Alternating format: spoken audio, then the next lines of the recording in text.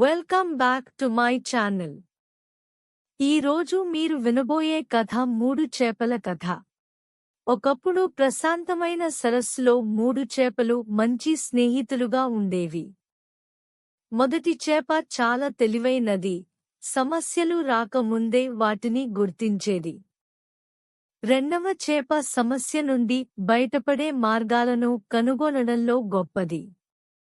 మూడవ చేప మొండి పట్టుదలగలది, తన దినచర్యలలో ఎటువంటి మార్పులను ఇష్టపడేది కాదు.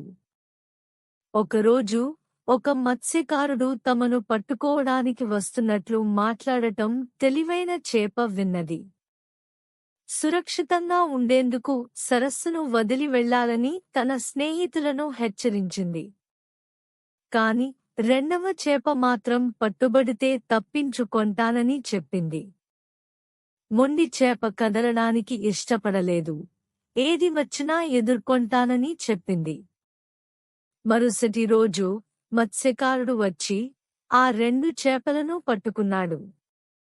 రెండవ చేప చచ్చిపోయినట్టు నటించి పారిపోయింది. కాని పాపం, మొండి చేప ఏమీ చేయలేక చిక్కుకుంది మరియు తప్పించుకోలేకపోయింది.